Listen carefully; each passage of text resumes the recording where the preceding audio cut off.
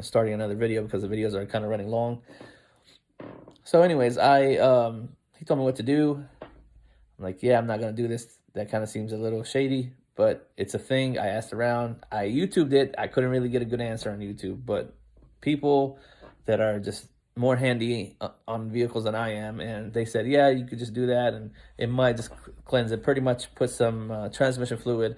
My tuner was saying put um, brake fluid in there, which I heard it will eat your rings if you keep it there for long. But it says just keep it there overnight, let it sit there for a minute, and kind of pretty much is supposed to clean up any gunky stuff, anything that's stuck, whatever.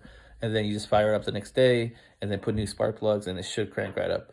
That was the method. I'm like, I'm not doing that. That's just, I can't, I don't know. So the car just sat there for a few months, and in my head, I'm thinking, okay, you know what? I think I'm just gonna have to put a motor in this car. It is what it is.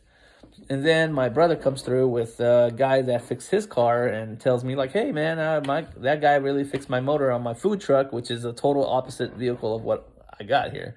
I'm like, "Yeah, sure, I'll give him a try." I called the guy and I'm like, "Hey man, how much could he give me a motor for this car?" And he's like, "Why would you need a motor?" And then he tells me the same method as my tuner said to do. And I'm like, "Oh, okay, well, let's give that a shot then." So it sounds like, the guy was not already convincing me to buy a motor, which the shop in over here very much convincing to just get a motor. And anyways, I take it to the guy and calls me back within like a couple of hours after I dropped it off. Like, "Hey man, your car is running, come and get it." I'm like, "What? What? No." He's like, "Yep, you got compression 135 on every cylinder. Everything's good.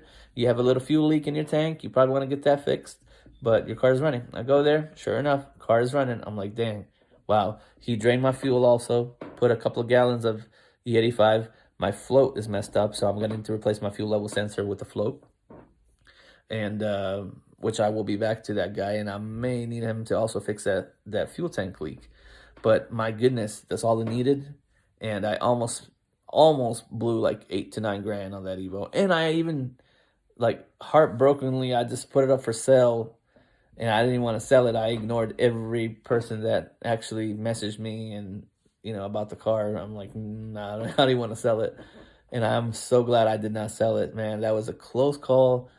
Just took it to another guy and he got it figured out, and just amazing. I mean, I am very thankful that I did not sell that car. That was awesome. And car is running good. Probably needs a new tune or a modification on the tune.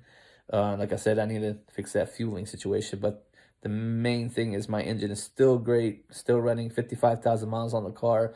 I was pretty shocked that the motor would go that bad. And the fact that I almost got convinced to buy a motor was just mind-boggling to me. But thank goodness that I did not just say, okay, yeah, here it is.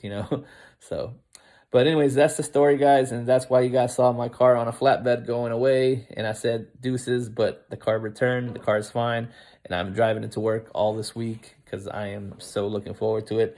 However, I'm taking it pretty easy on the car until I get the fuel leak situated and possibly a retune because of the fuel pump and stuff.